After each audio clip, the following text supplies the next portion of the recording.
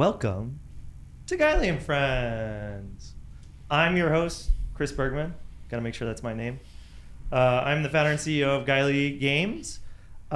We are currently in production on a 4-player co-op beat 'em up about Ninja Cheerleaders from Outer Space called Rah Rah Boom. Please wishlist it on Steam. We are here to have some pixelated shenanigans, and I can't do it without my wonderful co-host and senior producer at Gylee, Kim Edwards. Hello, Kim. Hello, Chris. That was nice. You're being nice. Thank you. We're starting nice. Okay. We'll see how it goes. I like this. I haven't seen you at all today. You're welcome. I didn't say that. You said that. I know. I don't know what to do with that. Feels like you're avoiding me. It was a work from home day. Feels like you're avoiding me. That's all I'm Oh saying. my gosh. Okay. You want to hear about our guest? I would love to hear about our guest. We got a great guest today. We do. Branden Middendorf is the technical art team manager at Kinetic Vision. Let me try that start again. Yeah. Yep. Branden Middendorf is the technical art team manager at Kinetic Vision. He's also a texture artist and a community manager. Most importantly, for nearly 10 years, we've known each other for 10 years at least. Probably been a little bit more than that. But Dude. He has been the chairman of the International Game Development Association, IGDA, Cincinnati chapter, managing and helping grow the game development community, along with being the regional coordinator of all of IGDA US for the Midwest, right? Yeah. And then, please welcome our friend of Gylee, Branden Middendorf. Hi, Hello. How you doing, man? I'm good. How are you guys? We don't get to hang out as much as I'd like. I know. Yeah. Yeah. It's very busy these days. Yeah. Busy with what? I feel like everything. Yeah. Do you wanna start by talking a little bit about your journey and how you got here and what you're doing now and all that good stuff? Sure. Like you mentioned, I'm working over at Kinetic Vision as their technical art or just their art team manager. I manage a team of technical artists and animators that are over there for creating various different types of training content for Fortune 500 companies. And in my free time, I run the IGDA chapter for Cincinnati. Yeah. So, Do you not say IGDA? I go back and forth. Fun fact, because after I spoke with HQ about it, the Midwest is the only place in the entire world that actually spells it out as, or says it as IGDA. No way. That's so weird. That is weird. Everybody else says IGDA. Oh, now I feel wrong. I'm going to have to correct myself. I've always said IGDA. I've always said IGDA. Oh my Because gosh. that's what we've all, because Yeah. that's what we were calling it, like when it was first getting up and running. Yeah. And then that's just how we refer to it to everybody. So everybody here now says it. Yeah. But I've also found out that it's also others in the Midwest that I talk to also say it like that. We created our own regional. Yeah, our colloquialism. we have our own OPE. Yeah. We oped IGDA. Why don't you talk about that? How'd you end up in that position and how did a Cincinnati chapter of IGDA come about? And how'd you end up in that position? We're just going to say IGDA now. Yeah. Oh goodness. It depends on how far back you really want to go with To the very beginning. Very beginning. Yeah. Oh goodness. I think it was 2012. Well, no, it actually started a little bit before that. Okay. But yes, it did technically start in 2012. In college, I ran two student organizations. One was specifically for game development, and one was just kind of like for the major. Yeah. And I was like, what? There's like a group of like-minded people that all want to talk about the software and whatever that we're learning. And Yeah. just then come to find out that everyone's just a bunch of nerds. NKU, where I went, they have a giant digitorium screen, which is basically a movie theater in the building that we primarily worked in. And Right on. I really just wanted to go play video games on the screen. Yeah. But that eventually turned into me doing regular 24-hour charity events there, raising money for. I vaguely remember this. It was back when I was also like early getting into all the startup scene in town. Sure. But yeah, I did that for like 2-3 years before that got handed off, and then after that, I still kind of had the itch to still do the community management stuff and just kind of have it a little bit more focused in for game development after that, and then Mr. Bergman over here had initially started the IGDA chapter for Mr. is a weird. yeah. Well, Nobody calls me Mr. get used to it. I'd say that's my dad, but I never met him.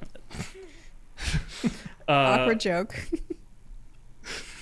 Yeah, no. When that started, probably that was I was like, so Denver and I started it. Denver's got to get his flowers too here. yeah.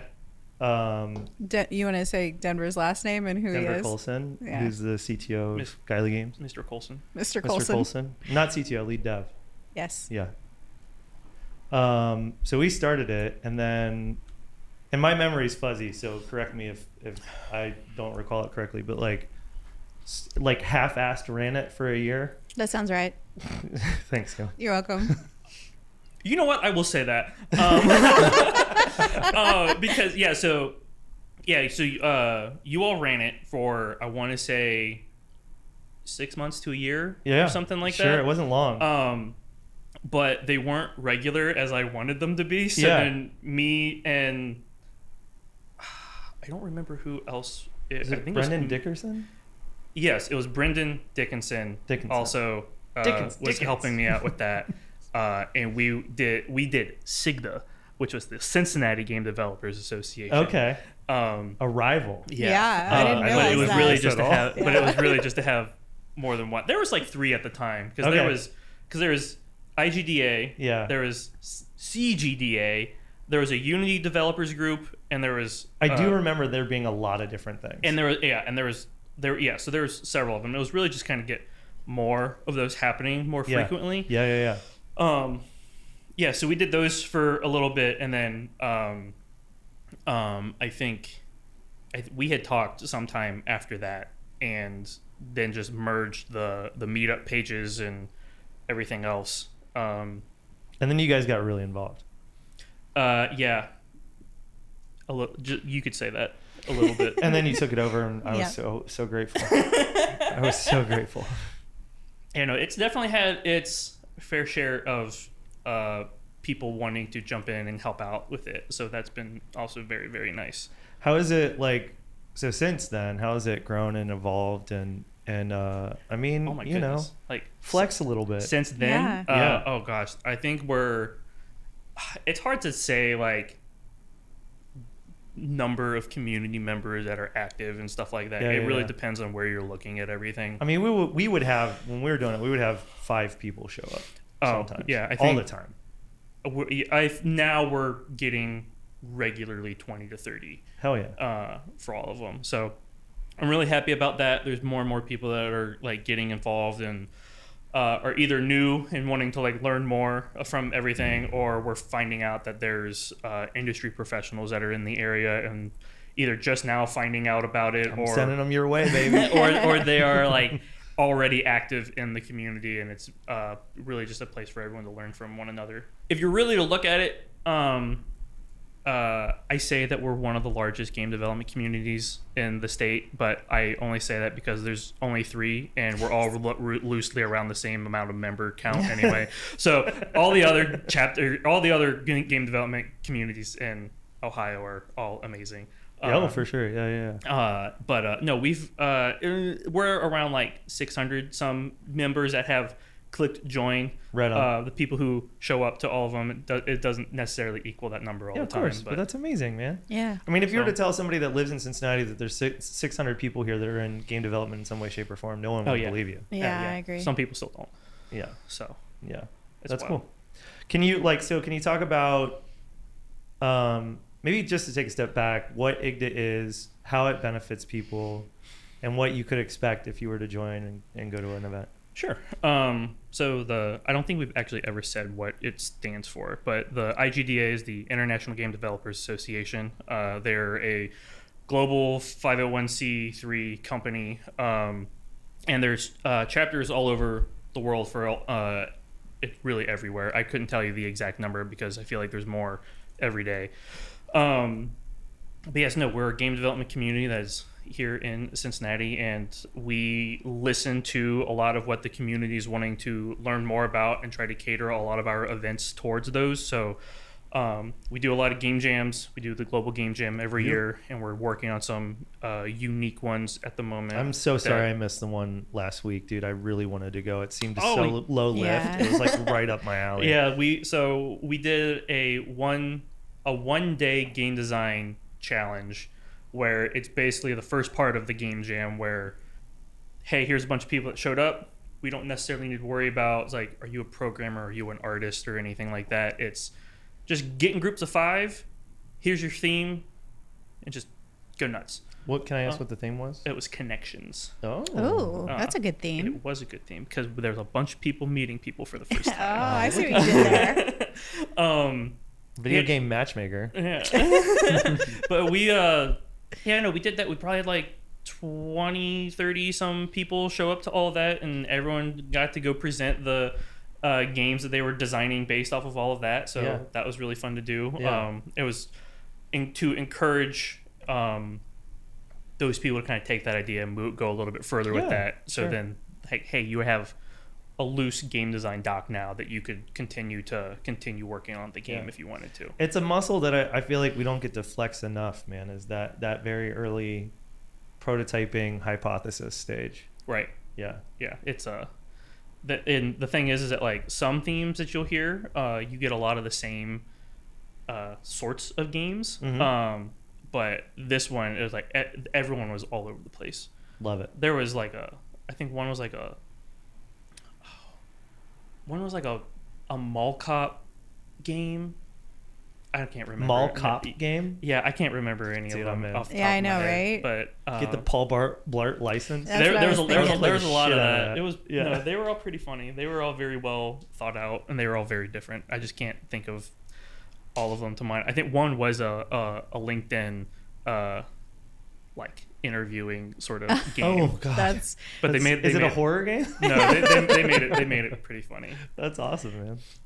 That's super cool. Have you made any sort of long-term meaningful connections from doing that for so long? Yes. There's actually a really funny story with all of that, but I mean, we're here to hear stories. Yeah. Oh goodness.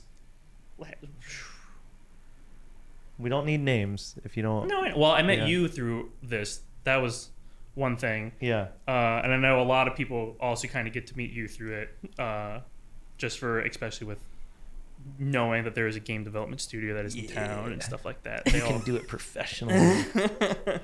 No, that's actually this will probably be a fun segue later, but it's actually how I got my job at Kinetic Vision. No kidding. Technically that's through cool. IGDA. Yeah, it was wild. How did that Yeah. happen?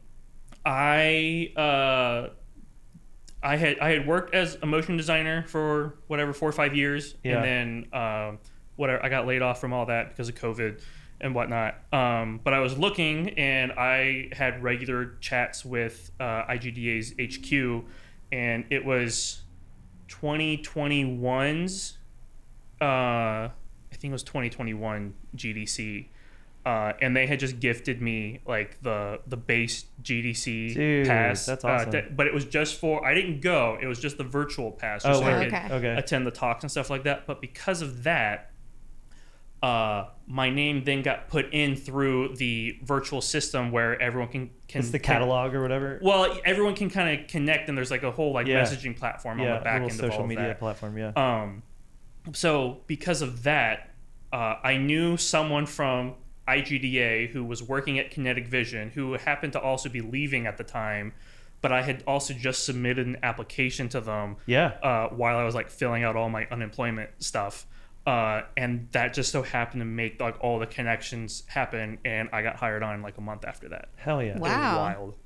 Dude, that's like, I mean, I think, if you're a student or you want to get into games and like don't, like, to me, IGDA is like the absolute sole best way to break in.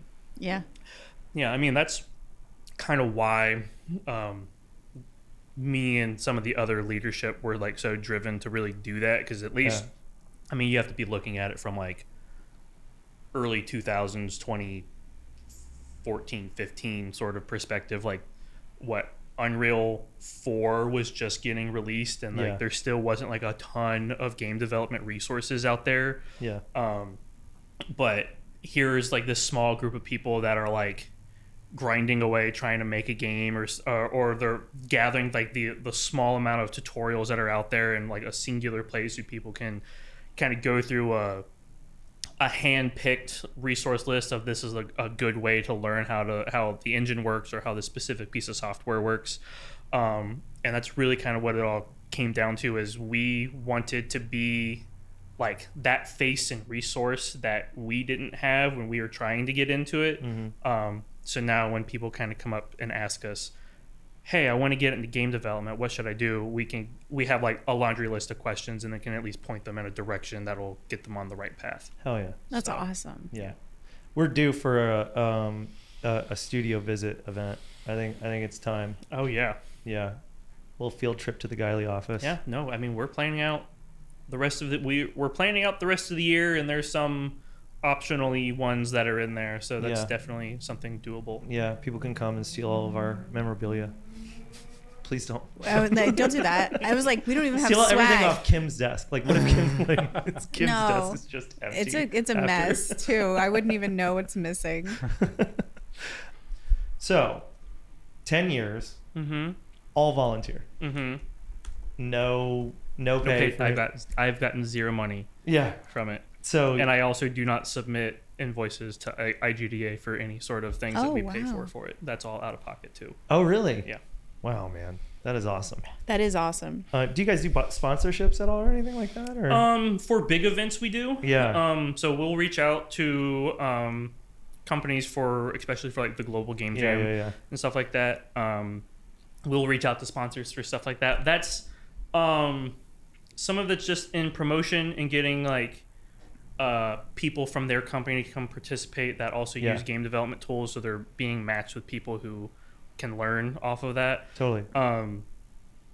Sometimes we do that. It gets really complicated because of how some of the things are set up, but that doesn't deter me from not just doing it anyway. And that's just because it's a giant nonprofit. And so that makes sense. things get really weird when you're trying to get all that, and I try to not bother HQ as much as possible.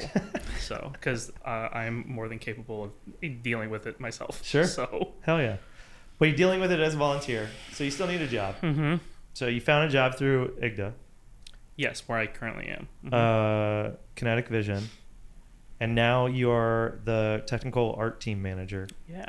What is that? It's basically I basically get to do everything that I've learned from IGDA, and I get to apply it all into this, which is really that's crazy. So Kinetic Vision is they're an engineering firm, but how my colleague has mentioned it is that we're basically a game studio inside of an engineering firm. So I help manage our art team, our animators, and our technical artists. You have a full game pipeline. Yeah. So we then work with our developers who they primarily use Unity. We make a lot of virtual reality content. And we have like a whole video game pipeline for all that sort of work. Do you use Jira? Almost every day. How do you feel about Jira? I wish that we would have more boards for more tickets. Oh, I like that answer. Yeah. Do you have any opinion about that? I do like separate boards for separate teams. I think that's the most helpful. No, it's separate projects. Oh, you want have separate? I want multiple projects on the same board? We have separate Jira boards for different projects. And then, we kind of go through whatever's like backlog to do. We add an in review column for everything. So my senior artists will go through and review everything that is done before that gets kicked off over to development. Right on. Yeah. You guys use your review column? Because I know a lot of companies that do not. Yes, so we use our review column. I love that. I use it. I don't think I'm the only one that uses it, but I like the review. Yeah. It's a good checks and balance system. Yes, it is. It's fine. You wanted me to geek out over Jira. I get it. I did. Okay, so so you're managing this tech art team, right? And like, what is that? Like, what does that day to day look like, kind of? So I don't know. I can put it in the relation of how it relates to IGDA in the fact that I have a solid understanding of what each team member's skills are and what their interests are and what sort of work that they enjoy doing. And each of them have like their own specific niche that they specialize in. So there are certain projects that will be more targeted towards a particular artist over another one. But yeah, no, the most of the stuff that I'm doing with that has the IGDA portion of it has been a big lift. That was probably the only thing I talked about in my interview. That's awesome. Was just all the IGDA experience, stories, etc. And you're saying it correctly too now. Yeah, I'm going back and forth on purpose. purpose. Yeah, I think that's our bad. So what advice would you give someone that's an aspiring game developer kind of looking to get into a career specifically in tech art or community management, maybe? Oh. They're wanting to get... Two very different things, but... They are two very different things. Yeah. Well, I think the first and easy answer is just show up to an IGDA event. It doesn't necessarily need to be the Cincinnati chapter. It can be anyone in whomever's local city. There's most likely a chapter nearby. Where can people find them? Like, what's the best way to? If do you go to their website? Do you like? What's the best way? Because like you spend most of, I feel like most of the community here is on Facebook still. Yeah, that's what We're I was actually thinking. transitioning heavily over to Discord. Oh yeah, Ooh, good call. Moving communities is the hardest thing in the world. yeah. Especially Yeah. when you have 100 Discords and Oh it's gosh. impossible to manage. You unmute your favorite one and I mean, yeah. wink. Ugh. Oh no, I hate Discord so much. You really do? Yeah. But I mean, it It's makes unwieldy sense for me, to man. move. Yeah, it does make sense. It does Yeah. make sense. Yeah. Yeah. So, but so for people that like don't even know where the Discord would be, So you can just go to igda.org and you can kind of go through their prompts on there and you can find your local or you can search for your city or your region and they'll give you a list of the chapters that are in your area. That will take you to their individual page that will have all the content that you need to know about what their chapter is about and any sort of social links to get connected with any of their future events. sick. So Right on. And so for what about a community manager, right? As opposed to a tech artist. I mean, of course they're going to go to IGDA, but right. So what you're saying is if there is not a local IGDA chapter in their city and or state, yeah, that's what I'm saying. Honestly, just do it. Create one? Yeah. Start one? Yeah, you can start one. It's not incredibly difficult. You would just kind of put in a request. You would talk with the regional coordinator for the area, probably me, if you're in the Midwest. And then we just kind of get you in touch with HQ, go through all the handbook rules and stuff like that. It's not that difficult. I mean, if I can do it, anybody can do it. But it's, because like you don't know who's in the area that also does that yet. Right. So if you make it, because all of IGDA Cincinnati has all been word of mouth. Yeah. Like we do some social media stuff but we like share it on like Facebook, and we had a Twitter once upon a time, but there wasn't any real reason to keep that going. Well, definitely not Yeah, now. good call. Yeah, not now. Yeah. So that's kind of how that's just kind of grown, is through word of mouth. Mhm. And that's how you get regulars to show up. It's also just like a good way of like meeting new people, and yes, there sure are days where you'll go through and do an event and you're meeting here and nobody shows up. That's totally fine. Yeah, 'Cause you especially early on. Yeah, Yeah. because you haven't got to the point to throw surveys out there and ask questions like, what days work best for everybody to meet up? Because like for me, it's Tuesday, Right. but for you, it might be Thursday. Right. So it's things like that, and you just kind of have to be consistent with it. I mean, we were doing IGD events once a month, and then early it's probably 2017. We were doing 2 a month, because we had a heavy amount of people that wanted to do more on one day, and another group could do stuff on another day. I'm like, well, we're alienating half of the community now because of that. So we were doing 2 a month for all of that, just so everyone could meet one another. But yeah, no, I would say just like it's the same thing with like how our like Cincinnati's got started. Is that like, well, there isn't one, and I want there to be one. Yeah. So I'm gonna make one. Yeah. I do that. Yep, you do that. Pretty on brand. Yeah. What question haven't I asked but should have? Wow. What question haven't I asked but should have for you? Man, you're really putting it on him. Yeah, I know, right? Yeah. It's an interview. What do you? This is why we're here. Okay. So to answer your question about like if someone was wanting to get into tech art, tech art's a very broad term. Yeah. That could be anything from like environment art to texture artists to VFX. To visual effects. It's a very broad thing. And tech art meaning you do a lot of the art in Engine. You do a lot of art in Engine, but there's also a lot of art that you're doing in a lot of different pieces of software. Yeah. And you're having that bounce around between a bunch of them. Yeah.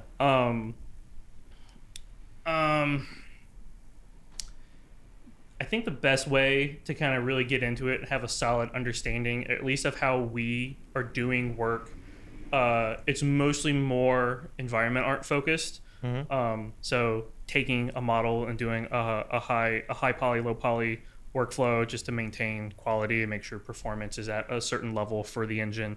Going through and having an understanding of that is probably the best base for all of that. And then after that then gets you into the space of where you can start dabbling with working in a game engine and getting assets in there, and then what are the other sort of tools that are inside the engine that you can work with. Before all the game development stuff, I wanted to get into visual effects. So what I would do is I would go to the companies that I admired, and I would go to their careers page. And I would click on the senior or whatever thing for it, and I just scroll all the way down to the bottom, and I just look and see all the tools that they were asking for everything. I'm like, I've never heard of that before. Yeah. And that's how, and whatever. I just went on like a deep dive, figuring out a whole bunch of stuff. Yeah. So I know enough about Nuke to be dangerous. So that's cool, man. That's great. Well, thanks for coming on, man, and sharing your story. We're going to take a quick break. We're going to let you guys see the trailer for Rara Boom. And when we come back, we're going to have some gaming news, some shenanigans, and some recommendations. So we'll be right back after this. And then it went like 1, 2, 3, 4. Well, if it's glass, yeah, you're gonna shatter it. Battle your battles, you gotta tell it how to the cure. You can bring it underwater. Won't you teach me how to do it? Yeah, I wanna take a swim, bring me with you one time. We can fly if you take me under your wing. But let me do my thing. And then it went like, hey, hey, hey. 5, 6, 7, 8. If it's trash, yeah, you're gonna take it out. Handle it rapidly, got the magic, you got it for sure. Make it nice, yeah, I'll bring the good vibes. Gotta win if you let me into the race. But I would do it my way. And then it went like, 1, 2, 3, 4.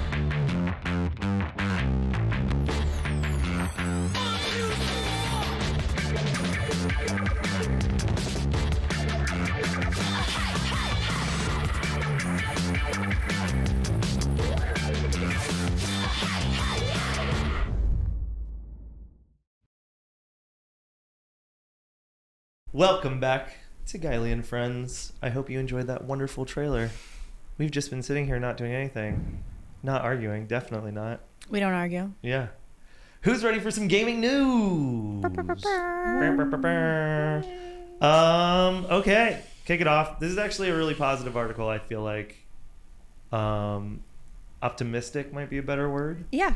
Hasbro, big toy company. They also own Wizards of the Coast, which is Magic Gathering, all that good stuff, D&D. Invests $1 billion into internal game development. Kind of crazy. It's wild. Both articles were off gamesindustry.biz. Please check it out. Last year was a massive one for Hasbro's video game business, with Monopoly Go and Baldur's Gate 3 providing the maker with two of its biggest hits in games to date. But those games were licensing deals externally developed by Scopely and Larian Studios, respectively. And despite the success of these partnerships, Hasbro is actually investing considerably in building out its own internal development. The company has 4 AAA studios right now. Crazy. North Carolina-based Atomic Arcade, which is working on a Snake Eyes G.I. Joe game. Also, that's the first I've heard of that. Yeah, Can't same. Wait to That play sounds that. cool. I swear to God, this is an aside. No joke. I had a dream last night that my wife and I were in G.I. Joe. Like, we were G.I. Joe members. We had to Wait. go infiltrate Cobra. Oh, okay. Like you were part of the cartoon. Were you cartoon characters? No. Like, Were you like it dolls? was our job. Were you? Yeah. Were you dolls? Like what were you? We're not action figures. It was just like if G.I. Joe was a real thing, Sure. we were You were it. in it. But were you like a specific G.I. Joe character? No, we were Yeah. just Or- us. Oh, you were just Oh, like I bad see. G.I. Joes. Oh, you were just G.I. Joe Chris. Yeah. Okay. G.I. Joe Chris. Okay. Anyway, I love G.I. Joe. I don't know why it was on my brain last night. It's so bizarre. And That then is and really I love Snake weird. Eyes, and a Snake Eyes G.I. Joe game is going to be good. Stealthy, like man, I hope it's a stealth game. I love stealth games so much. That is exciting. That Hasbro calls not your daddy's G.I. Joe. That's what he said. Are you? Or Is that in yeah, the yeah. article? Yeah, I don't know how I it feel is. about that. Well, I mean, that could mean so many different things. It's weirdly phrased, but it could mean so You many weirdly things. phrased it. I No, think. that's what it says. Okay. Not your daddy's G.I. Joe. Moving So on. if you have a daddy, it's not his G.I. Joe. Moving on. Montreal-based Invoke Studios is working on a Dungeons & Dragons game, while the Austin, Texas-based Skeleton Key is, as the name might suggest, doing something spooky. Wow. Finally, there's another Austin shop called Archetype, where BioWare veteran and Star Wars Knights of the Old Republic lead designer, great game, James Olin is working on a new franchise called Exodus. That's interesting to me. Dan Ayub, head of digital product development at Hasbro's Wizards of the Coast brand, said, "One of the great things we took from the success of Baldur's Gate 3 is that people really, really like a well-executed D&D game. So we've got something like that. And with Snake Eyes, while it's not a new IP, hopefully it's going to be a shot in the arm to the G.I. Joe franchise, and we can do some new things and express it in different ways in video games than we have traditionally. And even though that Hasbro has a broad array of known properties it could rely on, Exodus shows its interest in building original IP as well." I find this really cool. Yeah, this is really cool. What are your thoughts, Brandon? No, I think it's great. I have not had the chance to get around to play Baldur's Gate yet. I'm sleeping on that. Oh, Chris has a hot take Drew, on that how do you one. feel about that? I want to. Disappointed. I know, but Gotta play it. I know, It's but so like good. I also really like collecting physical games. And it's really hard to get your hands on a physical copy of Baldur's Gate 3 on the PS5. Noted. Yeah. You could do Put both. that out you there could in the play world. it And then buy while it you're later. looking Yeah. for the physical copy. Yeah. I'm with Drew on that one. You gotta help so me good. understand this logic. Why? Collector mentality. Yeah, All the I collectors out get there it. will get it. I get it, but I like Drew's workaround. But then because then if I'm playing the digital version, and let's say I'm halfway through it, and like, ooh, I got the physical copy. That's Oh, you now gotta- a whole different game, and those saves don't work Yeah, with one another. You're not those wrong. Those are two separate things. Well, they're two different SKUs, right? Yeah. But I still don't understand. Collector mentality doesn't explain anything to me. Like, why physical games in particular? Why is that? I hate having shit in my house. I'm Like, a why- physical game person too, so I get it. I like stuff. Yeah. But like I like tangible boxes things. with the CD in it? Yeah, It's a dying art. yeah. Help. It's I'm with Chris on this. It's like it's digital. Yeah. It's like collecting SD cards, you know? Yeah. I get like a vinyl record Yeah. I have those or, too. or like an action figure. I have those too. Wait till you But- guys can't log on to the World Wide Web and we're Yeah. here playing video games. All right, Grandma. What the hell are you talking World Wide about? Web. I was like, oh, I'm sorry. If it can't connect, it won't boot up. Electricity makes things work. No, and I got no. power packs. I'm if I'm not mistaken, Baldur's Gate's not always online, but it checks for an account. I'm sure. Oh, does right? it? It probably needs to connect Yeah, to I'm something. sure there's probably Yeah, a so your syncing. logic doesn't work either. Well, I don't know if it doesn't work, and I'm going with it. What was the original? Okay, so you haven't played Baldur's Gate. Yeah, no. That's sad. I've played it. I finished it. Have you finished it yet, Drew? No, Loser. I know. Wow, that was harsh. Yeah, it was kind of. Yeah. I want to. Yeah. I just haven't yet. I'm doing one game at a time. What's your game right now? Well, yeah. What's your game right now? Let's go into it. I'm going through Final Fantasy VII Rebirth. I've heard that's Ooh. really good. It is I great. played the first one all the way through. I'm trying to pace myself with it because I started it and I was like, oh wow, I'm already halfway through the game. Oh, wow. Seriously? Yeah, you kind of go through it really quick. I was kind of skipping some side quests that I didn't want to do. Main story. Just main line. Yeah, so I've been kind of going through that really quick, and then I looked up how many chapters there are, and I was like, oh, I need to slow down a little bit. Chill out. Yeah. It's open world though, right? hmm Okay, and you're still like burning through it that quick? That's impressive. Yeah, it's pretty fun though. Yeah. It is and it isn't. It's open world for like a chapter or two, and then it's very streamlined. Okay. Remake the first one was incredible. Yeah. Really, really good. Okay, so Hasbro, internal development studios. Thoughts around that? I think it's great. I think that that we're kind of getting into a new era of like what an indie game is now. Kind of with that, How so? because 5-10 years ago, when you're looking at like indie games, you're looking at like your Hyper Light Drifters and your Stardew Valleys and stuff like that. But we're getting to a point now where these ex AAA developers are saying, I don't want to do this anymore. I'm going to start my own studio. And now we're seeing those games kind of come to life. So I think it's really cool to... You wouldn't consider these games AAA? I would absolutely consider these AAA. I would not Yeah, consider same. them indie at all. I have not seen any sort of imagery or anything. Well, I for mean, they these. say they're AAA. Like Oh, they're okay. they're Just putting the- $1 billion the into value 4 behind games. them. Fair. So it's $250 million a piece, roughly. Okay. Yeah, Not an maybe, indie. maybe not. Yeah. Sorry, I was lumping Larian in with all of that. You think? I mean, Larian's technically indie, as in that Yeah. nobody owns them, Right. but I would not. I'd consider Larian a AAA studio Okay. at this point.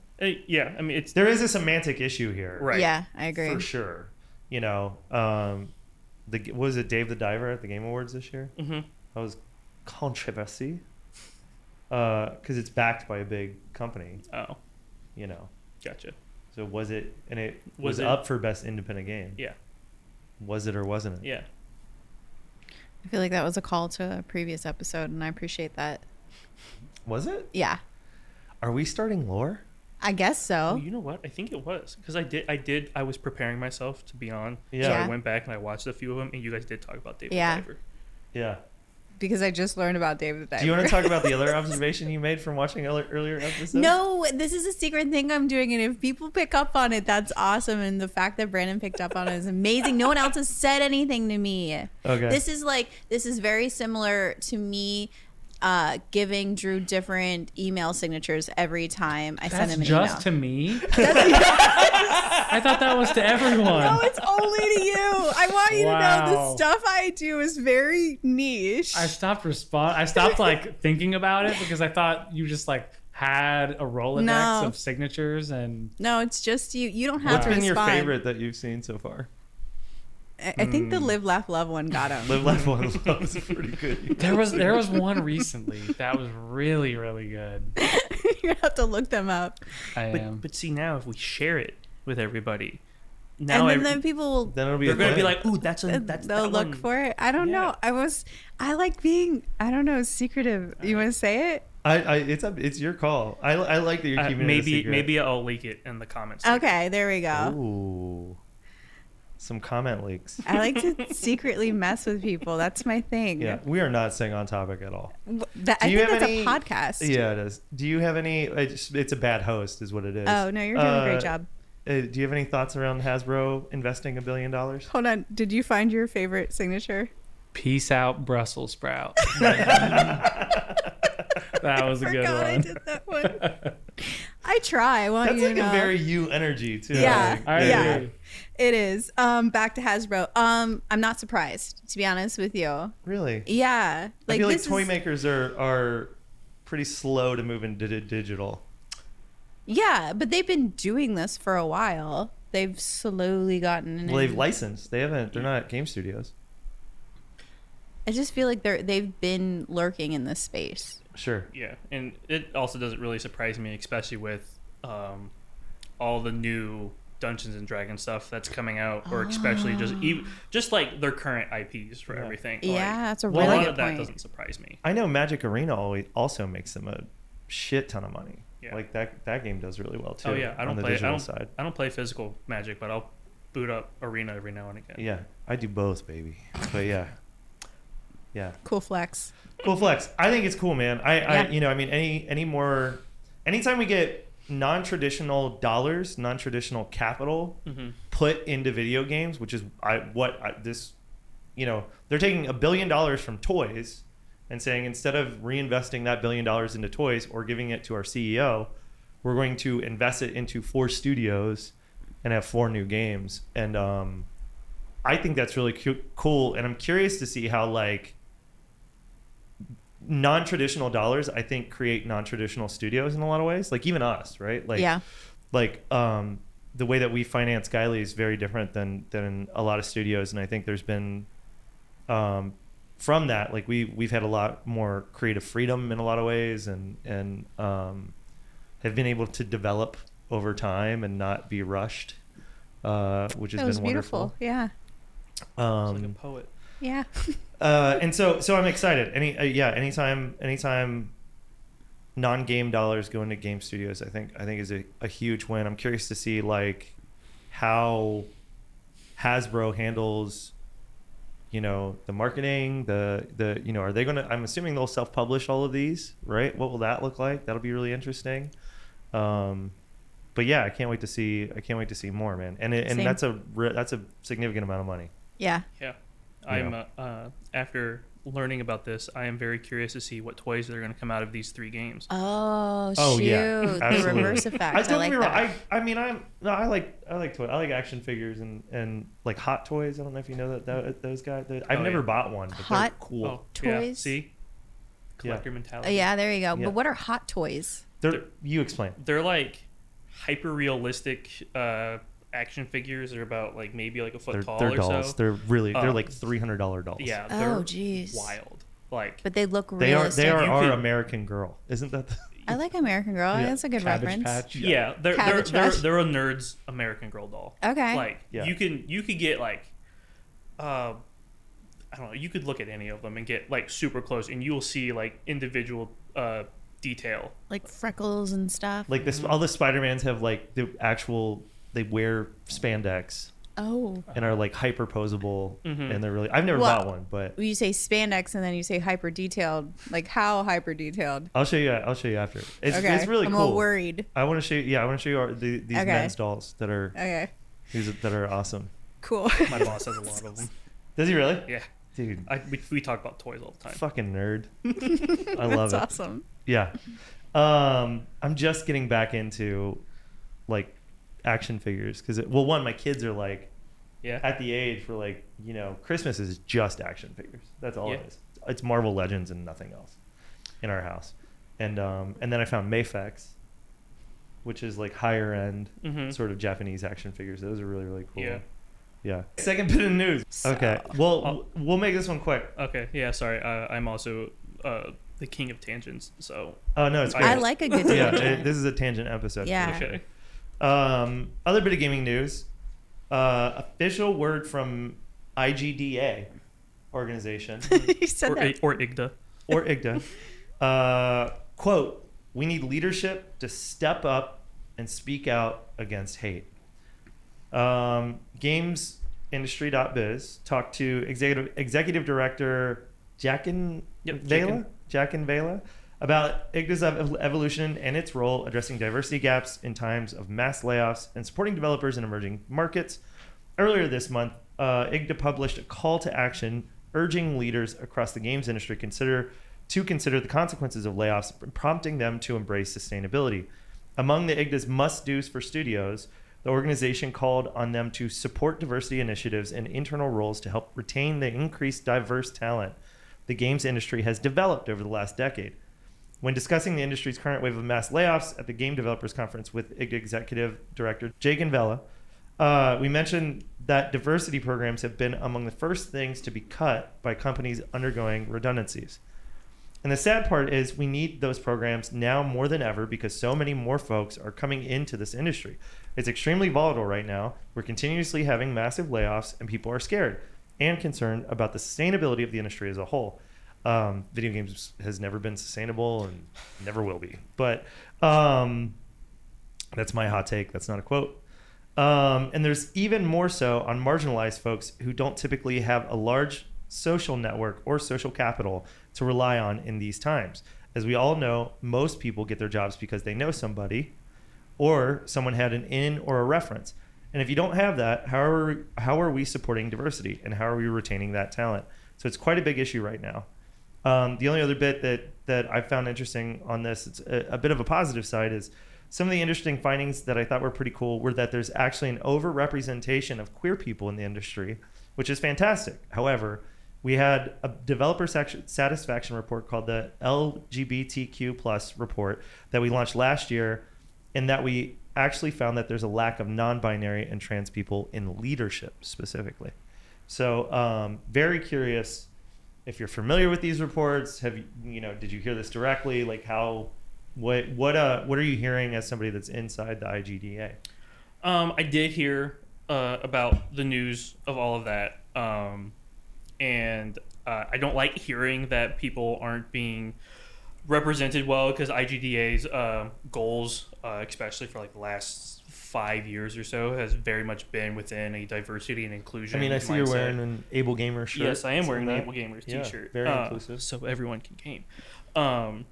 And like these are things that like kind of need to be happening. Like the whole point is that we're all trying to like help one another so we can all go make cool stuff. It was like, so it kind of goes back to what I was talking about before, and it's like being able to help anybody else just trying to get to where they need to go, whether that's trying to connect them with somebody just so they can kind of achieve the goals that they're trying to do, or give somebody like the opportunity to do so. Yeah. I mean, like for me, I think one of the things that I learned going through at Disney Accelerator, going through Techstars, is Techstars has the mantra, give first. Mm-hmm. And like that vibe seems very prevalent in video games. There's a lot of people that are willing to sit down, take meetings, and help people. Right? But I feel like IGDA is the one that leads that charge in a lot of ways. Mm-hmm. I mean, even just like being on IGDA's website, you'll be able to see just the sheer amount of resources that they give away for free, just for being on the website, and that there is a lot of really good resources on there to help get your foot in, not necessarily your foot in the door, but give you the information that you need to take those steps to kind of get into the career that you're wanting to get into. Right on. So yeah, any hot takes on this one, Kim? I feel like Brandon's the guy that would have a hot take on the IGDA stuff. Well, as a female in games, Caucasian, so we'll give you half a point. You get 0 points then? What are we doing? For sure I get 0 points. I didn't know we were doing a point system in gaming. Yeah. Well, in the diversity but I part, I don't know. Also, all games have like a point system in some way, shape, or form. That's for the most part. That's a good point. We just gamified diversity. Yeah. We solved it all. Yay! We did it. I do like that they're acknowledging and speaking out about it, and I think it's important, especially with all the layoffs and things like that, because it is a lot of it is who you know or what you like or what you've done in order to get into the industry. It's very closed off until you're in it, and then it's very open, in my opinion. Until you get laid off, and then it's a whole nother problem. Right, but I think maybe something that is on the bright side of all of this is that maybe we are now going to be seeing a lot more LGBTQ plus studios being formed and those games getting made. because I think that is like a whole other area of like representation that may not see the biggest limelight. Yeah. I really, really hope that is what happens Yeah. from this. That would make yeah. me so happy. I mean, I will say, I think the games industry is like as far as, just diversity of orientation is really cool and really accepting, and I really appreciate it a Yeah. lot. Yeah. You're being very poetic today, and I appreciate it. That was beautiful. Kim, do you have a non-gaming bit of news for us? I do. Kim's pick. Kim's. We need maybe Marcus can do a bunch of bumpers for For us. my- Yeah. That would be. Marcus is like, We have oh, a God. new. You guys can't see You either can't of these see people, or but we have a hear new him now. audio video guy named Marcus. Hi, Marcus. Hi, Marcus. Hello. There you go. Who just started with us, and he's already a gem. He is a Fitting gem. right in. Yeah, I very much appreciate you. Yeah. You're killing it. I just met you and you're a gem. No, he's not Jim. He's Marcus. Oh, I'm sorry. Yeah. This is horrible. Oh no, Drew laughed at your joke. Okay. I'm gonna do this a little bit different. I'm not gonna go through the article because I've read it, so you don't have to. Ooh. But everything you need to know about the TikTok ban and why it might not even happen. And in my opinion, it's not going to happen. But I am annoyed because So a TikTok ban could have. You might want to. Can you Oh, back yeah. up a little bit? Give us some context. Well, I feel like this has been in the media for at least 2 to 3 weeks at this point. Am I right? Like where they've been talking about it, and recently, Talking about what? the mandate of the sale of TikTok is merely a business transaction, but a significant international trade issue. So honestly, in my opinion, if it just exchanges hands with somebody else, it's going to be fine. And I think the reason why this is all coming to light is because there's an election coming up. Sure. That's my personal opinion on it. Does anyone else have an opinion on what's going on with TikTok? So, to summarize, Congress and Joe Biden, the president of the United States, wants to ban TikTok in the United States Correct. because it is, I believe, a wholly owned subsidiary. I got there of a Chinese company. But that's not accurate. That's how they're posing it, but I don't think that's so. ByteDance Yeah.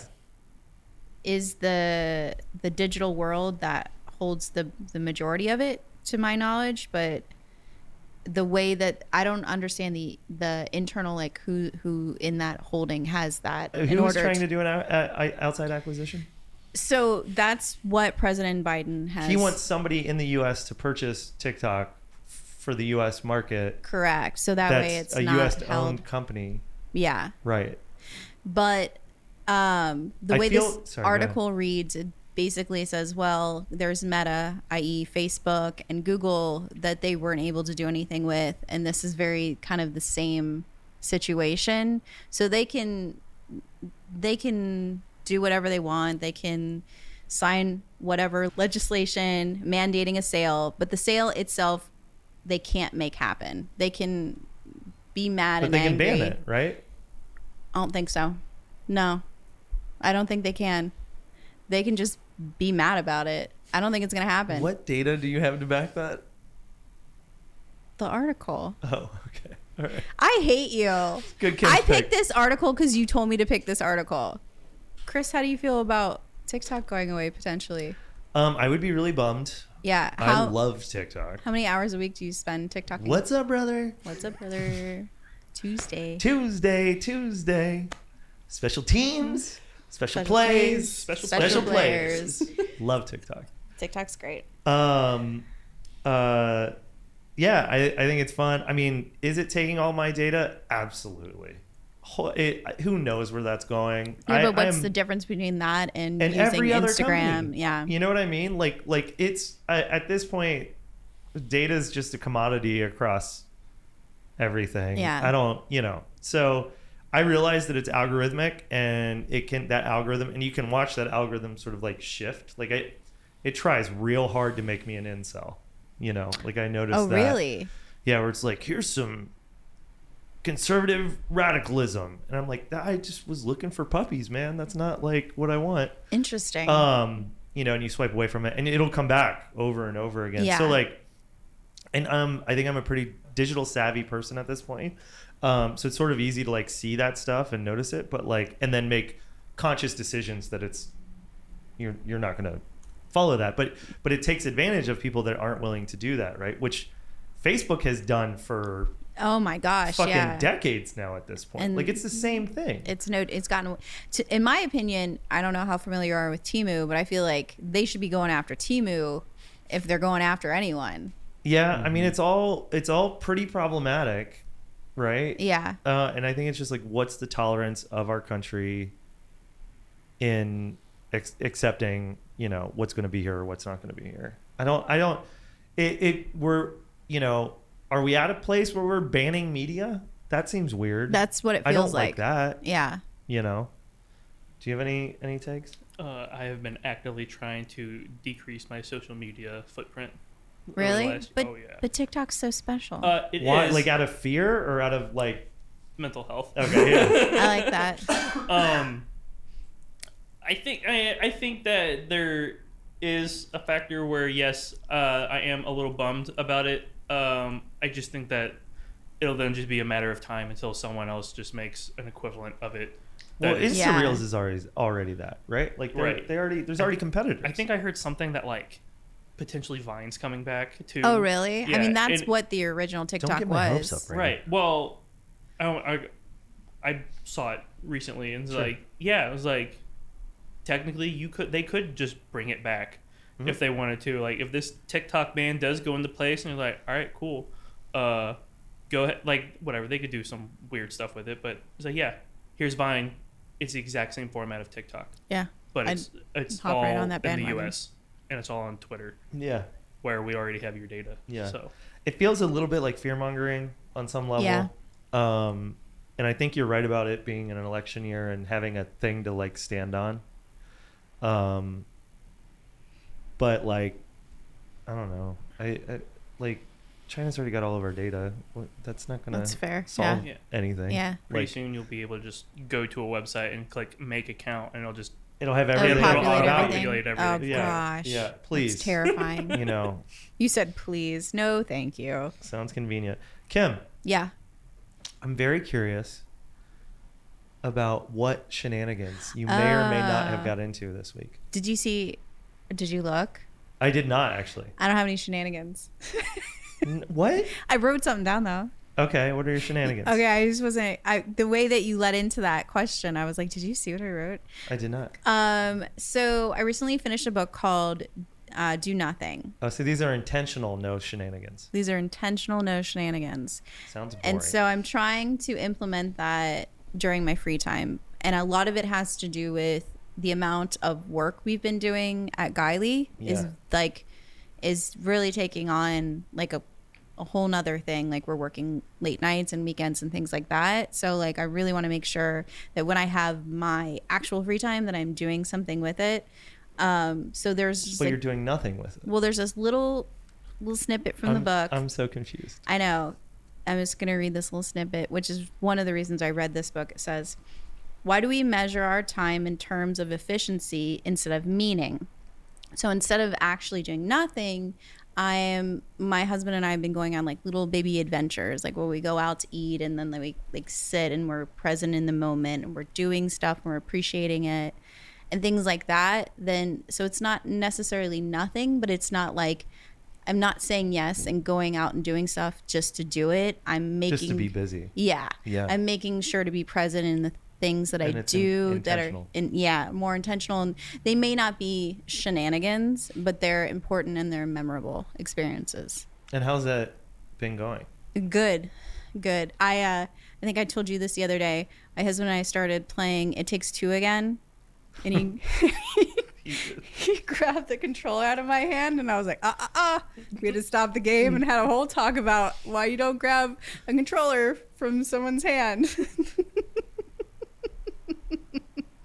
Pretty sure my kids I had that talk with my kids like 5 years ago. But in his defense, I was like, I don't get it. Hit what's the right trigger button? Like he was like, come on, are you kidding me right now?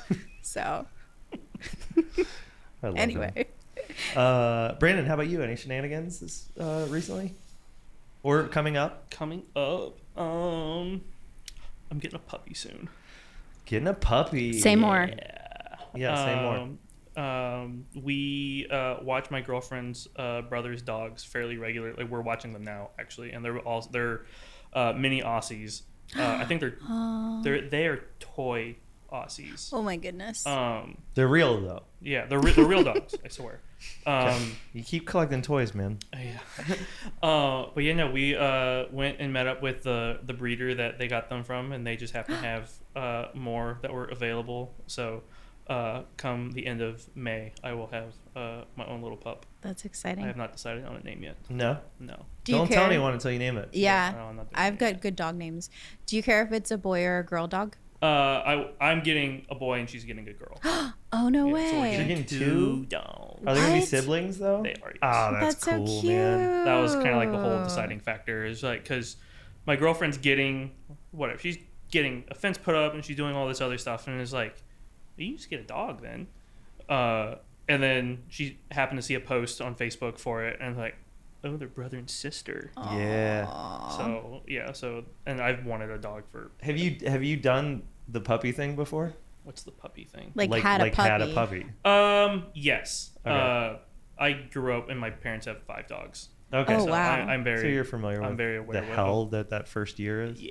It's a That lot. Aussie energy. Yeah, it is a Get lot of ready. energy. Yeah. That's That a lot. is- No, I'm ready. I cried It's gonna be. Oh. It's gonna be great. a lot. Yeah. Oh really? Do you have an Aussie? He's a mix. He's like Okay. he's like a doodle, Aussie Oh, word, yeah, poodle yeah. mix, and the energy was Sweet. terrifying. Yeah. Good. Yeah. Good. We had we had a husky that we got as a puppy. That's what I and wanted. It was that or went an through Aussie. 4 couches. Oh my. Oh no in the first way. year. Mhm. We just started buying like, all right, what's the cheapest couch we can find because we know it's going to get ripped up. It was awful. But then when she was much older, you know, she passed away when she was like 14, I think, 14, 15.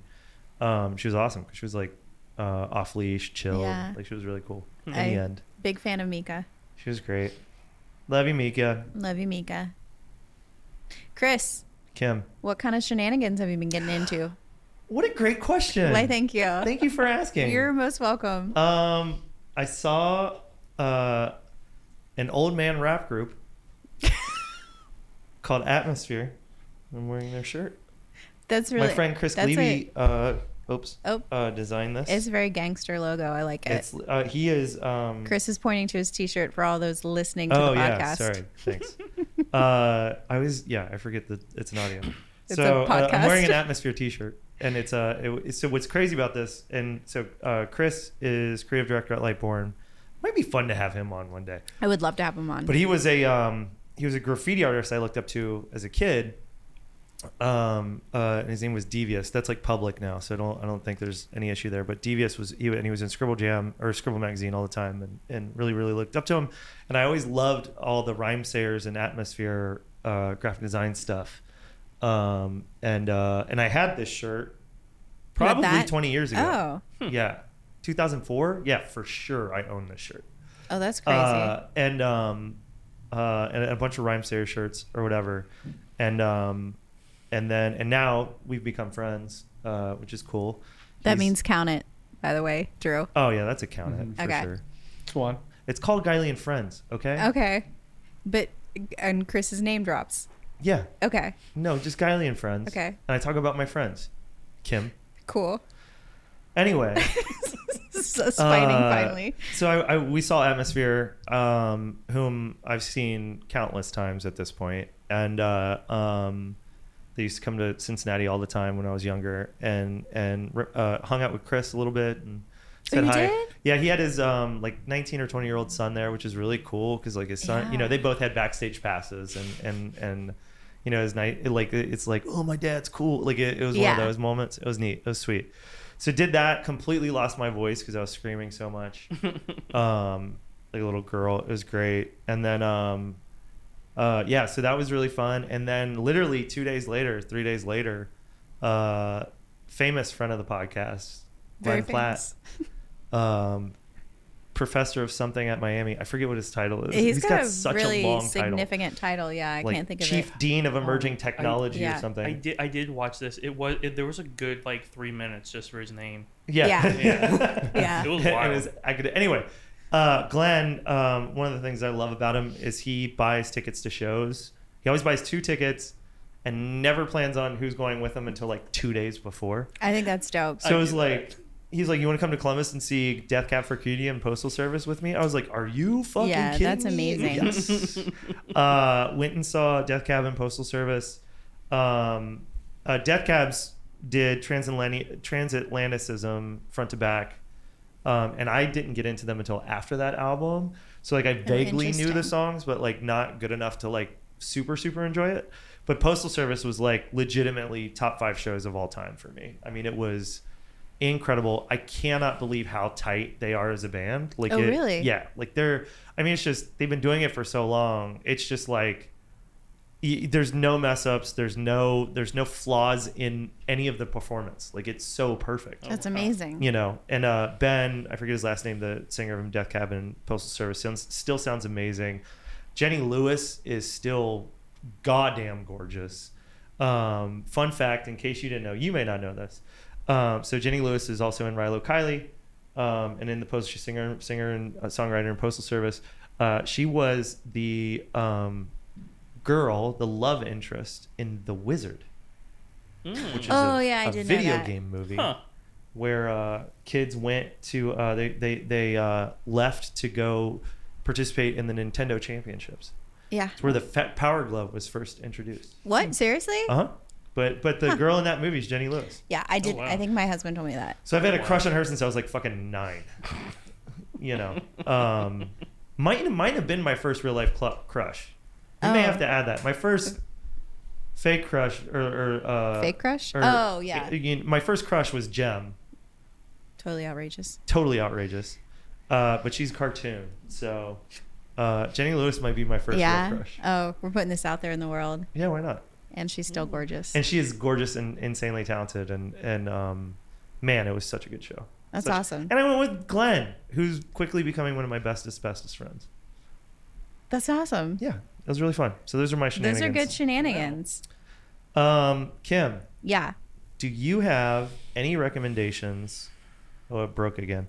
Do you have any recommendations for our millions and millions of viewers on what entertainment they could be consuming in Yeah. the near future? We discussed this. I believe you've watched this. Tickled, the documentary. Fuck, I love Tickled. Yeah. Don't whisper it like that. Oh, God, that was creepy. sorry. So I can tell by Drew that it was creepy because they can hear it. Sorry. the whole premise of it is to not give it away, because if you give it away, then it ruins everything. So it's a documentary about competitive tickling. That's it. That's all you need to know. It Have is you seen this? amazing. I think I saw a trailer for It's It is so amazing. good. And It is so I good. haven't watched I it. love me some documentaries. This came out in I think 2016 or Yeah, it was a while 2017. ago. It was a Yeah. while ago, but it had a resurgence on TikTok. It was like a recommendation, and it's almost free to watch everywhere at this point. I think I watched it free on like Fandango, which used to be Vudu, with commercials, and it was great. It's definitely like a thriller. Like, it takes you. Can one of you guys look up the guy that did the documentary? Oh, yeah, because like 'cause he does a ton of stuff now, and he's brilliant. And The he's way- on, yeah. he's got a podcast that's really good as Oh, well. really? Yeah, because he does podcasts with like Dak Shepard and I didn't know that. because I found out about him through Dax's podcast. I can't remember the name of it right now, but Armchair Expert. Armchair Expert, and he now has his own podcast in that network, and it's extremely good. That's Get them on the interesting. show. Did you guys grab it? David Farrier. Yes. Yeah, David Farrier. Yes, that is 1,000%. He's got other documentaries Very that are amazing. talented. He's like a very immersive documentarian, and I really, really appreciate it. And that is the crux of this particular Yeah. documentary, is how immersed It's he is so in it. well done. Like Yeah. I was in it. My husband was like, "What are you watching?" I'm not watching that. And then he would like peek his head. And he was like, "Well, who's the guy? What's going on? What are they doing?" He was like, "I'm gonna," and he was like, "Okay, I'll just watch it with you." It was He great. watched it too? He did. He Did he sat like down. it? He loved it. Hell yeah. It was a ride. We Dude, loved it's it. so good. Yeah. Highly, yeah. I Highly back recommend that it. recommendation. Why, thank you. Yeah. Yeah. You need my validation, obviously. All the time. All the time. Do you have any recommendations, Chris? Well, I was going to let our guest go first. Okay, perfect. Yeah. I like how Brandon's like nervous. Oh no, I'm totally fine. What do you want? Do you want a TV show? Do you want music? Do you Whatever, Well, you whatever were you would you were recommend to talking our millions of about viewers. Something else. And listeners. Like an attendance thing earlier. Oh yes. No, I think attending a record store day event is always like a good time to have. Just whatever sort of special releases that are coming out For collectors, for sure. Yeah, full circle. No, I think I bought way too many. There was too many. Did that like, just good happen? stuff. It happened maybe a week or two ago, Okay. but I went to 2 stores. Nice. So- Shake It, Wow. I'm assuming, is one of them. Shake It's great. Actually, no, I didn't go to Shake It. They weren't in like my path that I was trying to. What to record? Do. What record stores did you go to? I went up to Plaid Room up in Loveland. Okay. And they'll give away like concert tickets and stuff like that for those Oh, like wow. out waiting and stuff Yeah, like yeah, that. yeah. So that was really fun. Got what I wanted there. And then the next day, I'm buddies with the guys over at Morrow, and I was flipping through.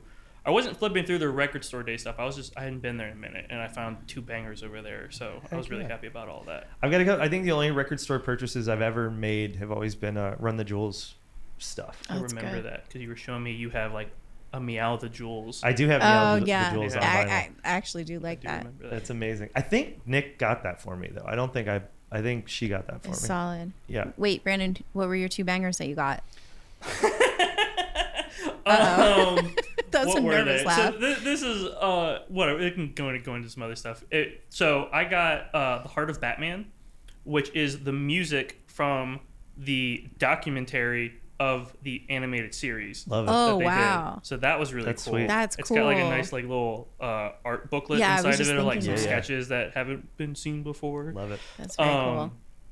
Yeah, no, that's been regularly on. And then I got a Dragon Ball Z Greatest Collection. Nice. And it's sick.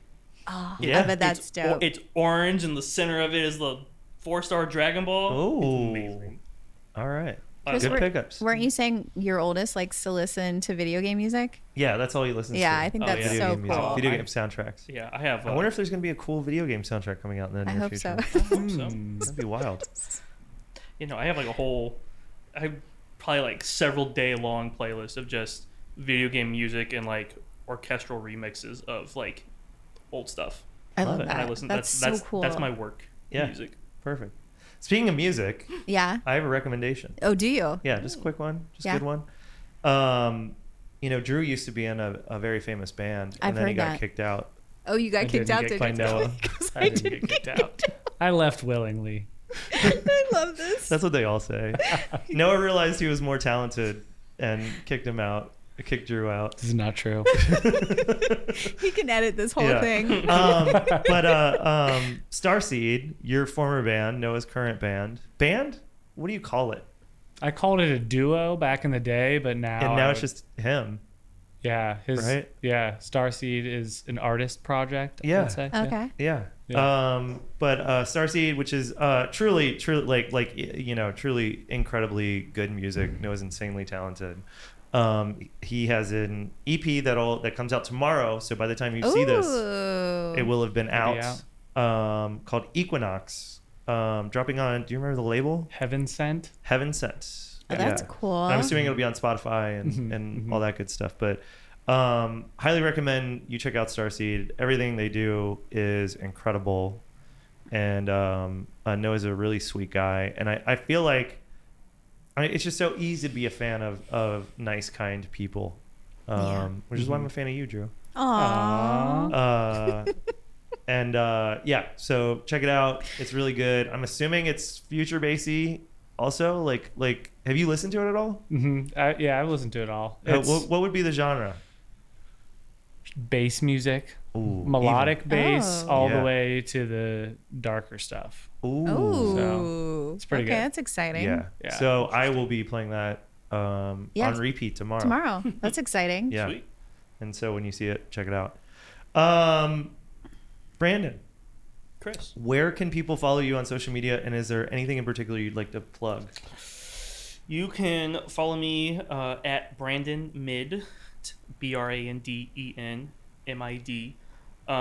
Does that ever bother you when people call you mid? Oh my no, God. No, actually, no one really calls me Mid. I know Challenge what you're gonna accepted. say.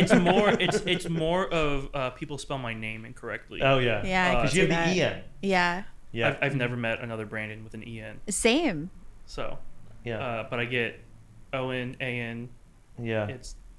I've just accepted it. So at Brandon Mid Yep. on Twitter. It's Insta? mostly on everything now. Okay. Right on. Yeah. My last name is. I don't know if I follow you on Instagram or not, so I will do that. If Okay. not, No, my last name is unique enough that Yeah. if you just kind of search that, you'll find it. yeah. You'll find me everywhere. Google me, bitch. That's Google what you me. just said. Right on. Anything in particular you'd like to plug? No, just that if you're looking to get into game development, or if you're wanting to try to be one of these leaders for the IGDA for their diversity and inclusion that they're trying to push forward, to join your local chapter and see how you can get involved, or start your own chapter and reach out to HQ to kind of get that started. I would even throw you under the bus and say reach out to you because Oh. you're pretty willing and yeah, helpful. Yeah, you can do that too. I do. I also do their mentoring through their People Grove partnership, and I do that like once a week. So yes, if they reach out to me, I will answer your questions. There you go. So Boom. Kim, where can people follow you on social media? Don't follow me on social media. I feel like we don't even have to add anything to it anymore. Mm-mm. No. It's just part of the Yeah. I'm not even adding please anymore. Just don't do it. yeah. Yeah. Like it's like a threat Or almost. else. No. This is not an or else. I do want to say Kim is on social media. Don't- you can't find me. You Don't can, try. Pretty easy to find, honestly. Could you just stop? This. I've got a plan. I know what you're Were you- thinking. I know what you're thinking. Were I you feel- there? I did this to somebody that worked at Chore Monster, where they were bitching that they didn't have a lot of social media followers, and I purchased, I think it was like 100,000 bots No. to follow them. You have to tell me who it is after the podcast. I will. That's I will. amazing. Yeah, and they were very upset. I would be after it. pissed. I do not want Yeah. bots. I'm a better person today than I was. We're all growing. We're all We're all growing. I feel like you'd still do that to me. Don't do that. I'm thinking about it. Do not do that. It's like Cat Facts. Did you ever subscribe anybody to Cat Facts? No, I don't know what that Text is. messaging? Could you buy bots and then have them leave comments saying "I loved you" on the Gylee and Friends podcast? On that note, follow me at Bergs Makes Games on Insta. That's where I'm spending most of my time. Drew and I have a new musical project that'll be coming out sometime this year called Toy District, so look out for that.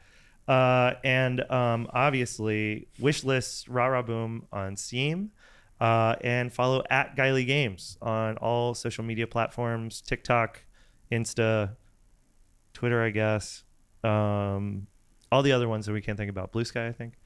And yeah, with that, this has been another Gylee and Friends podcast episode. I hope you all have a great week, and we'll see you soon.